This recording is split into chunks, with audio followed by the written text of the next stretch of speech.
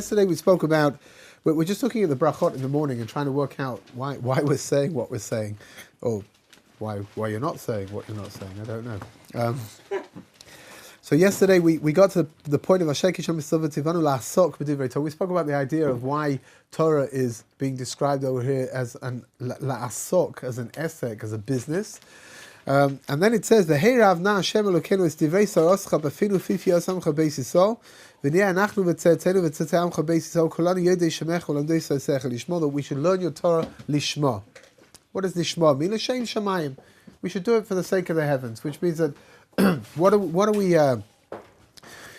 The essence of why we're learning Torah is we're learning Torah because HaKadosh Baruch Hu wants us to learn Torah. It's true that we'll get reward for learning Torah. I just hope when you get upstairs that you get as much reward for coming to this class as you imagine you deserve, but you probably won't, actually. Don't come complaining to me. Are you sure? Positive. I mean, I assume I'd be able to mention your name up there and I can get in. You'll be able to get in, but probably down. Can't get out. Yeah. You get up there and tell them that I told you that you'll have a free pass in. That bit will be true. It's just that you might be going in a different direction. That's all.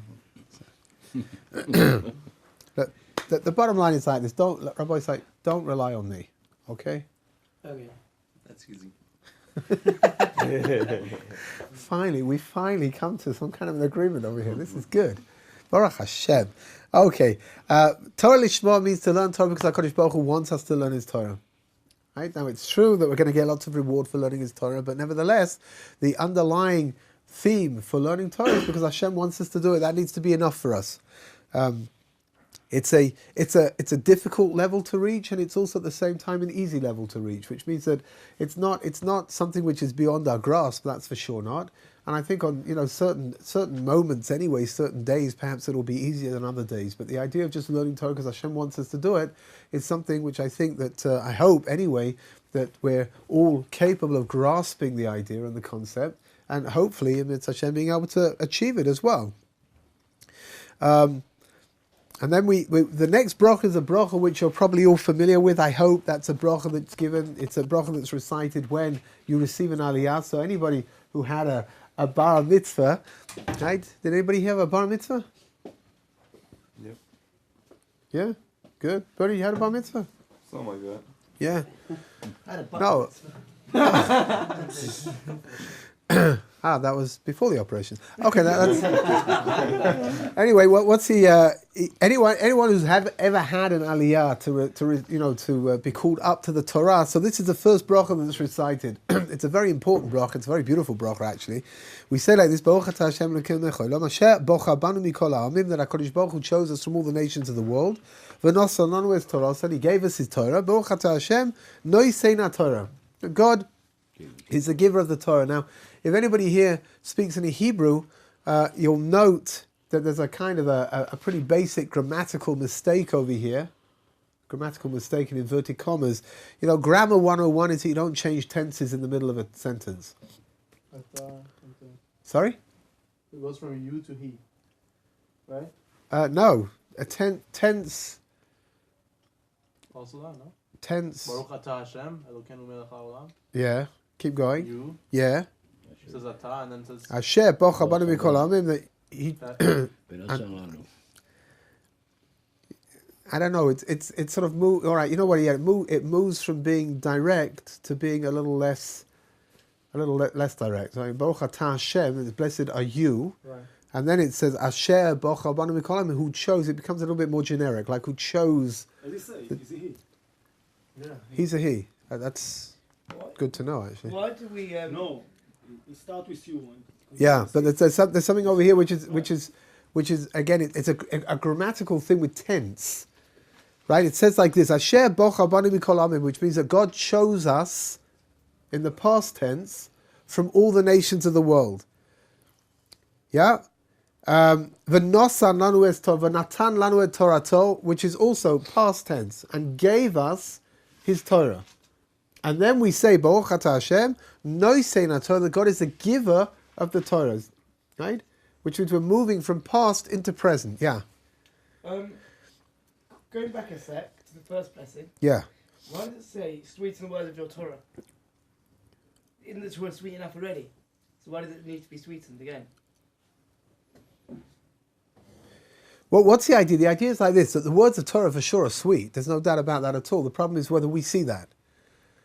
Which means that when we are learning Torah, one of the things that we're supposed to receive out of learning Torah is to feel the sweetness of what it is that we're learning. It's not so easy to do, right? You know, you're tired and you're not concentrating properly, and it's difficult to always to tap into the beauty of what it is that you're learning. That's what we're asking for over here, right? It's not saying that sometimes the Torah is sweet and sometimes it's not sweet, but rather it's saying that the Torah is always sweet. The question is whether we are able to tap into that or not. So again, in the second bracha, we're going from the past into the present. What's the idea? The idea is very, very fundamental. It really is something absolutely basic to our relationship to the Torah, which means like this. If the Torah is something which was given to the Jewish people 3,300 years ago at Har Sinai, and since then it has gone through no change whatsoever, since then it's just remained exactly the same since then, well, that makes it a fascinating, I don't know what you want to call it, a fascinating archaeological, artifact, but it doesn't have any impact in my personal life. But you hear the idea, which means that if the Torah was given to us 3,300 years ago and it hasn't changed since then, so it's very interesting and it's very fascinating, but what's it got to do with me? How am I supposed to relate to that? However, the Torah is in a constant state of being given, which means God gave us the written Torah 3,300 years ago. The oral Torah is in a state of complete and absolute flux. It's always in a state of movement, and in every generation, it's going to be applied to ourselves, which means that every generation has to grapple with its relationship to the Torah and its relationship to HaKadosh Baruch Hu, and the Torah allows itself to be adapted to each generation. So here, basic example, halachas that there was no such concept of these halachas, a few generations ago.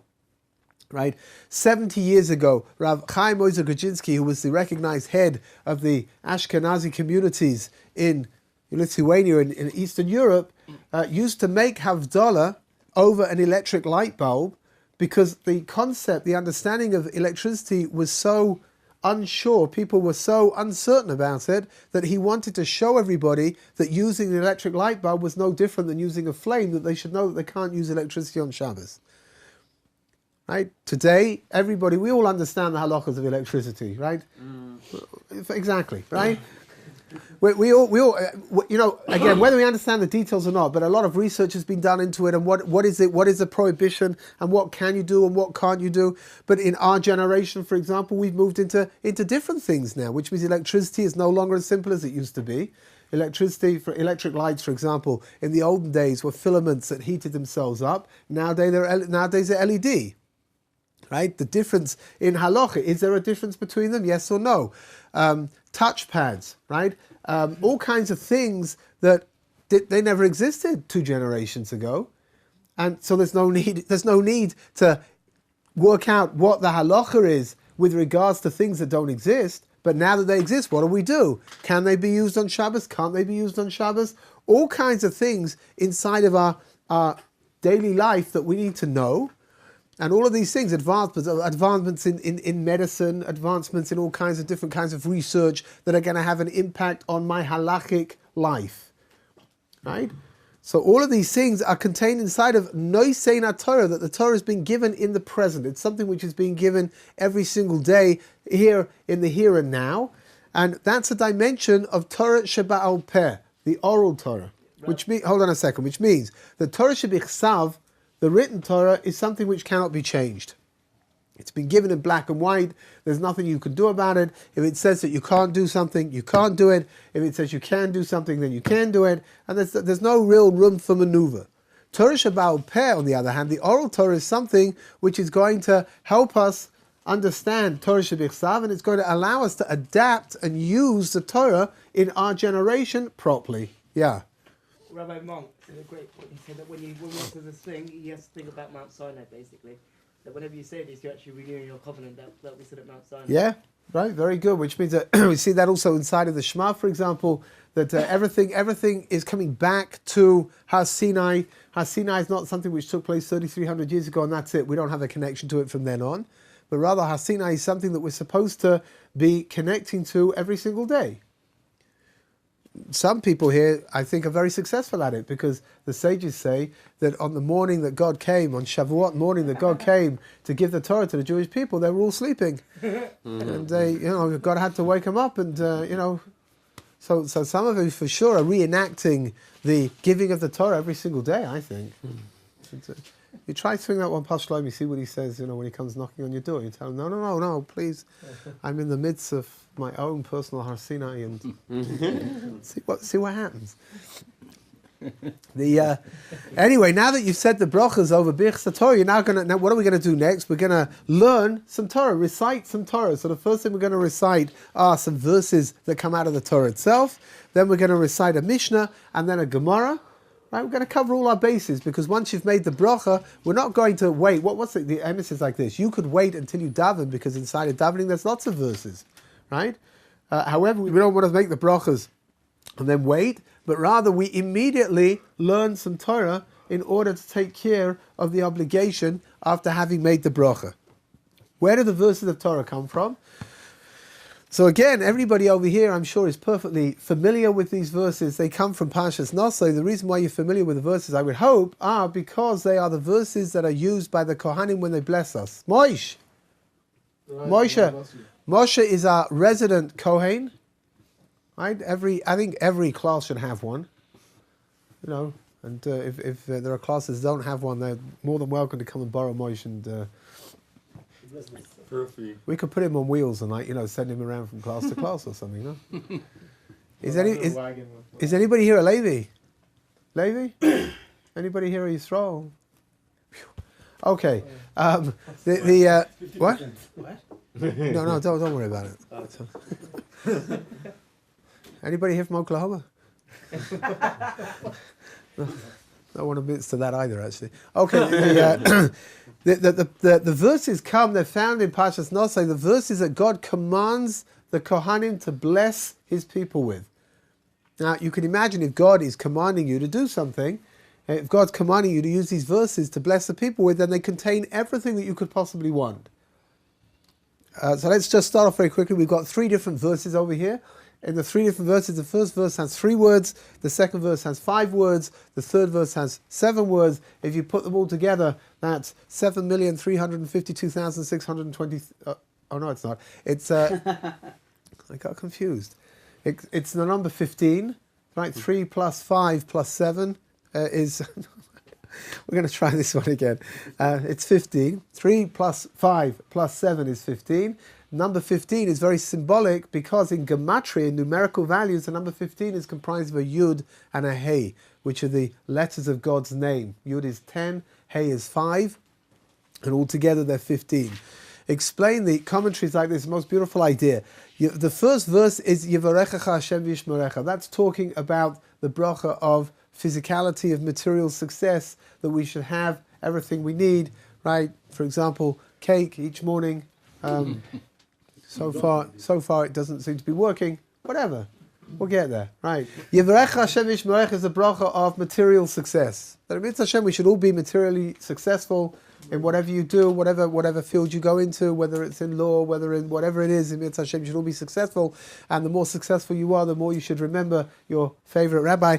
And then, Yo Hashem Ponav Elecha V'yichuneka, which is the next verse, is talking about the bracha of spiritual success. Right? That we should be spiritually successful. We should grow closer to God. It's interesting. When I mentioned when I mentioned the first bracha, everybody's eyes lit up, and people got all kind of interested and excited. And when I mentioned the second bracha over here, there's like a complete lack of that. What were you about to say about remembering the favorite rabbi with this one? Oh, you think they're still caught up on that, huh? It could be. That's right. The more spiritually successful you become, so please remember your favorite rabbi. Yes. Okay. And then we've got a third bracha over here. There's a rather basic question over here, which of course nobody is asking. It's a basic question. What is a basic question? I know the question. Why spiritual after physical and not physical? Oh no, because we're moving Why is moving that up in order? importance. Oh. Which is we'll start off with the least important, and then we'll move into the most important. That's why the day starts off with this class, and then as you get going, right? Okay, I'm gonna try to turn this into as simple an equation as possible, in the hope that somebody is going to realize, bless you, that somebody is going to realize what the question is, right? Yevarechecha Hashem Yishmerecha is a blessing for material success.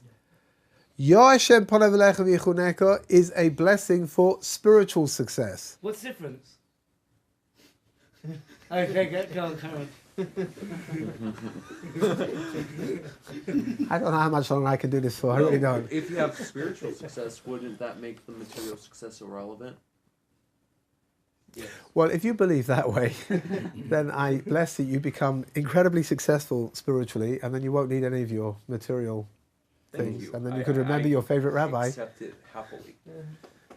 Oh. I would say, I think the question, Bernie, are you listening? Oh yeah. You should know that Bernie is a tzaddik. He really is. He's as pious and as righteous as they come. And he knows what the question is, but he's not prepared to make people reveal look it. ridiculous over here by his knowing and no one else, right? Could have said it better myself. But you know what? I give you permission anyway to reveal your righteousness.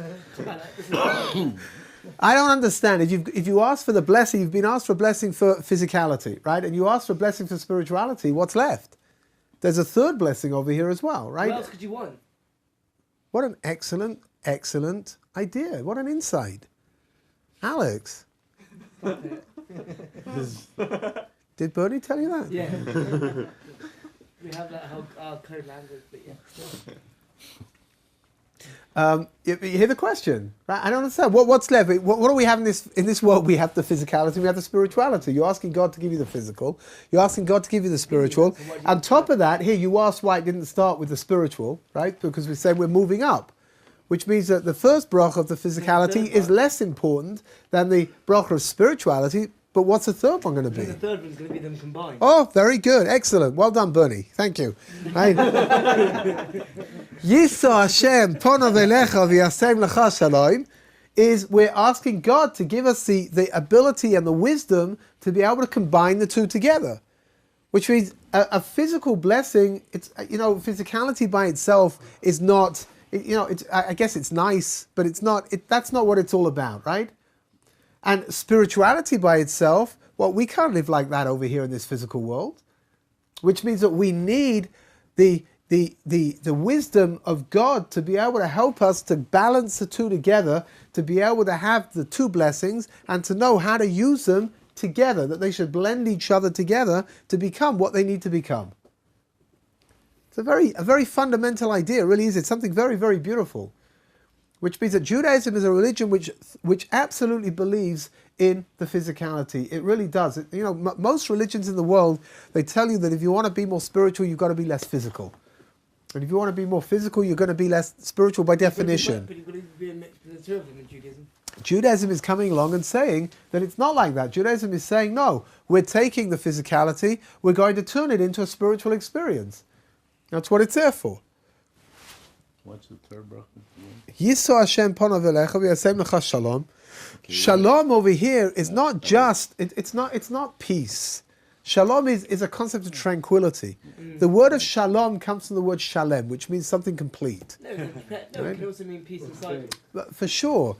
But it's Is there something, also like, it's something, it's beyond peace. It's something more than peace. Right? It's not just, what is peace? I don't know, an absence of war, an absence of discord. That's not what this means over here. It means something far superior to that. Why is it that the father says to his child, he tells his child, he says this kind of thing on a Friday night? Oh, very good. Great question. Why is that a great question? Because why does he say that? Surely he should, I don't know. Why is that a great question? Because I got a great answer. Jeez. What was the question? I don't know, but I got a great answer anyway. No, so why did you say that on a Friday night? Why do we bench our children on Friday night? Why do we bless our children on Friday night with this particular blessing, right? This is the best blessing. First of all, the simple pshat, the simple idea is what? Here, if this is the blessing that God gives to the Jewish people, it contains everything. Why would we not want to give that to our children? right? Or Huh? No, Uh-huh. I was thinking of blessing of children. blessing of children. Yaakov Avinu, right? It's interesting that when you bless your boys, you say Yesimcha Elokim ke'Ephraim v'Chimenashe, that they should be like Ephraim and Menashe, which is what you were referring to just now of Jacob blessing his grandchildren, Joseph's sons, Ephraim and Menashe, and then you go through these psukim over here. Right, you know, Yisa Hashem, Yivrech Hashem Yishmerecha, Yu Hashem Panav Elecha V'Yichuneka, Yisa Hashem Panav Elecha V'Yetzem Shalom. When you bless your daughters, you say Yisameich Elohim Elokim Kesara Rivka Rachel V'Leah, and then you go through the verses over here. Now it's interesting. You would have thought that if we're blessing our daughters, that they should be like the matriarchs, that we should bless our sons, that they should be like the patriarchs. That seems to make sense. So there are a few reasons that are given. Ephraim and Manasseh were different. First of all, Ephraim and Manasseh were the first children to be born in exile without any kind of a framework to survive inside of, which means they're living in Egypt by themselves, together with their father Yosef, and that's it. All the others are living together, you know, in their own homestead in Eretz Canaan, in the land of Israel. And yet they retain their spiritual identity, which means the first thing is that we're blessing our children, that they should have the strength to, you know, withstand the onslaught of the foreign cultures, of the non-kosher cultures that we get exposed to in the outside world. I heard once a beautiful idea. You know that Manasseh and Ephraim, you know, you switch their hands around, right? The truth is that Ephraim was was younger than Manasseh, right? And Yaakov Avinu, Jacob, elevated him in the blessing, and he mentioned him first. No, but two quick questions for you. Hold on, let me just finish up the idea. So explain, some of the commentaries explain that you've got here two brothers that it caused no jealousy whatsoever. And even though Manasseh, I guess, really should have become offended, right? What do you mean? You know, I'm older, I'm first. And Jacob explains that Ephraim, Manasseh is going to be great, but Ephraim is going to be greater because of the people that come out of the two tribes. Out of the tribe of Ephraim comes Joshua, out of the tribe of Manasseh comes Gideon. So it's saying that you're going to be greater, which is why I'm giving you precedence. That should have been the cause of ill feeling between them. And yet there was no ill feeling whatsoever. So that's another idea, that we bless our children, that they should coexist together without any kind of sibling rivalry. Yeah. Two questions. Firstly, what's the difference between blessing and safeguarding? The concept of a bracha is something which has got a spiritual dimension to it. Yishmerecha, Shmira, is talking about the physical dimension. That's one of the reasons why that's how the Meforshim, one of the reasons why they understand that the bracha is talking about the physical blessings and not about spiritual blessings, because of the word v'yishmerecha, which means Yivarechacha Hashem, that you should be blessed, is like a generic concept of being just of blessing. Right? What should you be blessed with? V'yishmerecha, that you should be safeguarded. Okay. And then also, why do we bless our children with this? If we assume that God will give it to us anyway. Okay. Again, it's an important question. I tell you like this. First of all, I think it's a wonderful, beautiful custom. I really do. I don't know if there's anybody here who's. I mean, your father blesses you? Yeah. I played with your phone now, blessing you over the phone.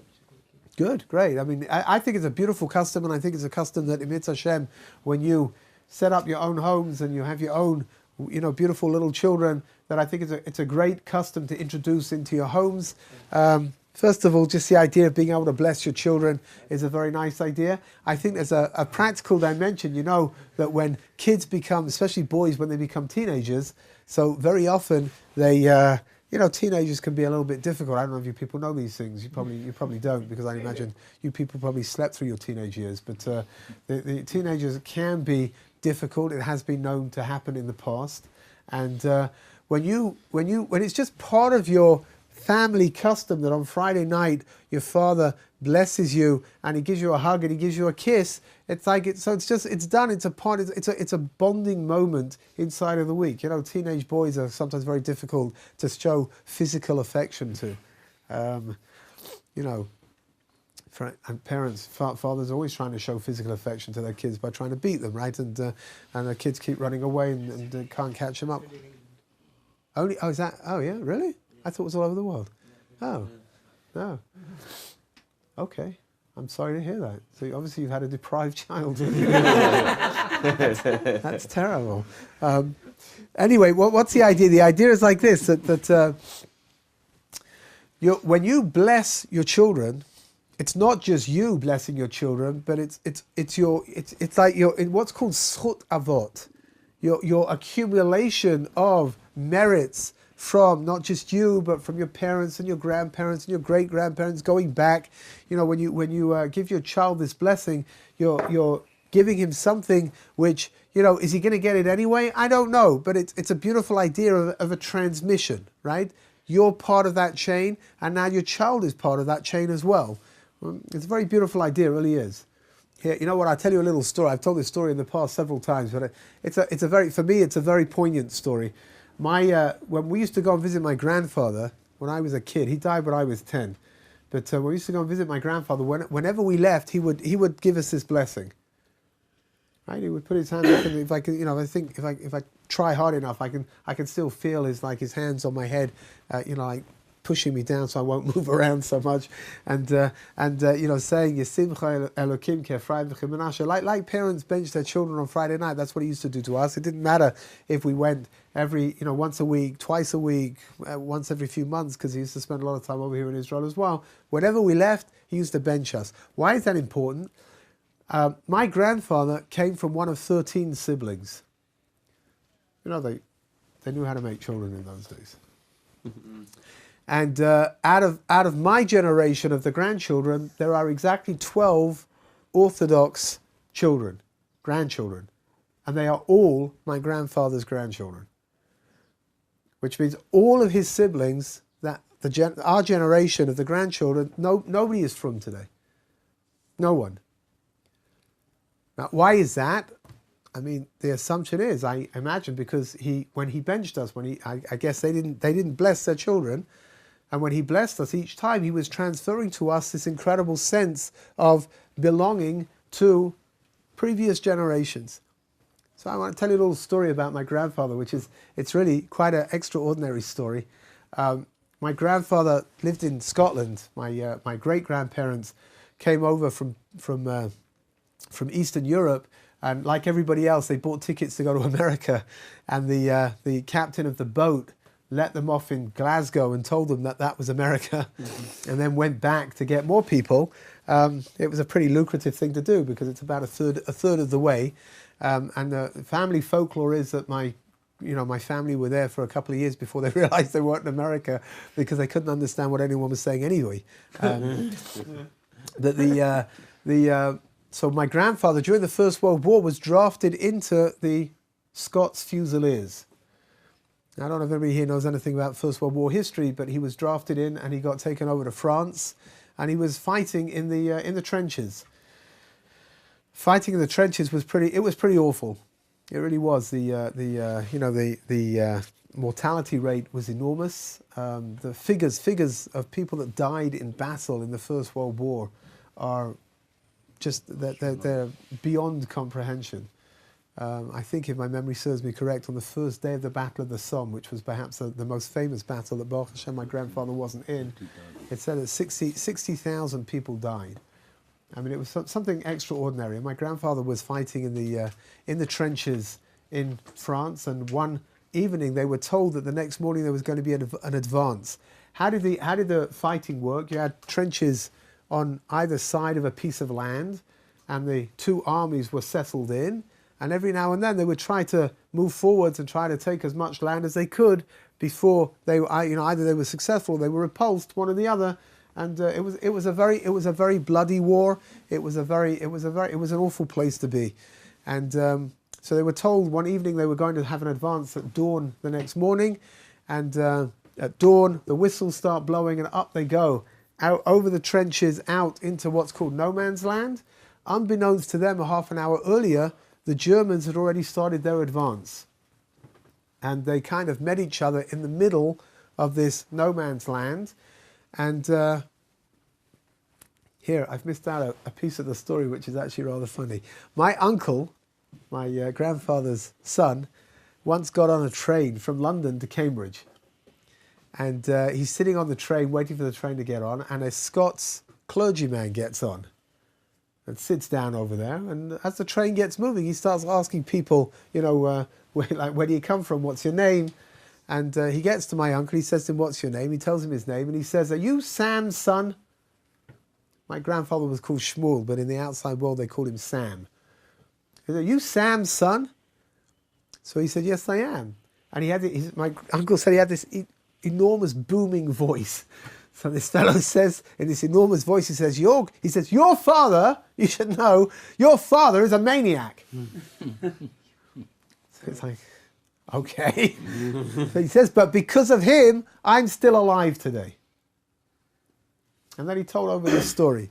He said that they were in the trenches together, and they started the advance that morning, and they met the Germans, and their little group of about 20 or 30 people got cut off. The Germans had advanced far enough that they were now surrounded completely by Germans, and they got themselves into, I don't know what it was, a trench or a crater, and they were cowering over there, waiting to see what was going to be. They didn't imagine they were going to come out of there alive. Taking prisoners was time-consuming, and it was manpower-consuming, and it was a lot easier just to kill people. And so at some point, my grandfather starts putting on his tefillin. There's a battle raging all around, and he starts putting on his tefillin. So they said to him, Jew boy, that's what they called him, Jew boy, what are you doing? So he says he's going to pray to the Almighty. My grandfather put on his tefillin every day in the trenches. The only thing is that the trenches came up to about shoulder height, and if you stood up straight, there were snipers all over, and they would blow your brains out. So he would pray every day, crouched over, right, to make sure that his head didn't go above. He said, and this fellow said, on that morning, my grandfather put on his tefillin and stands up straight and starts to pray. So they said to him, Jew boy, what are you doing now? So he said, look, it's very simple. We're going to die. He says, every day I prayed crouched over because I'm trying to keep myself alive. He says, but we're all going to die anyway over here. So he says, I may as well pray the way that the Almighty wants me to pray. And this fellow said, not only did he get up and stand up straight and pray, but he shouted every word of the prayers at full volume. And after he finished praying, he then started the book of Psalms and just started, screaming his head off, reciting Tehillim one after the other. So this fellow said, with a friend, they decided that if anybody was going to remain alive, it was going to be him. So he said they crawled over in the middle of, there's a battle going on, and they crawled over, and one of them held on to one of his legs, and the other one held on to the other leg, like that. All day, until it became dark. And as darkness fell, the two sides separated, moved back to their positions, and he said they looked around, and there were exactly 3 people left alive in their little crater. It was my grandfather, and this fellow holding his right leg, and the other fellow holding his left leg. And he says, your father's a maniac. He says, but because of him, I'm still alive. And my uncle had never heard this, so my grandfather didn't really talk about, his experiences in the trenches in France. And he said he got off the train at Cambridge, and he was going to a meeting. He said instead of going to the meeting, he got on the first train that was going back to London, and he went straight back to London, and he went back to find. He found his father, and he says to him, Daddy, he says, I met a friend of yours. So he says, really? Who did you meet? And he told him this fellow's name. And then he said, Daddy, he told me a story. He says, is it true? And my grandfather said, yes, it's true. When you bless your children, it's not just you that's blessing them. It's everything that stands behind you as well. Not just you, not just your parents, not just your grandparents, not just your great-grandparents. We're talking about everything that takes you all the way back to Har Sinai. That's why it's a beautiful, beautiful custom, and it really is something that we should all be doing, no? And in Mitzvah Hashem, like I said, you should find your soulmates, and you should establish your homes, and you should bring beautiful Jewish children into the world. And don't forget to bench them on Friday night. And if you become successful, don't forget your favorite rabbi either. Okay, we're going to stop over here. Mitzvah Hashem.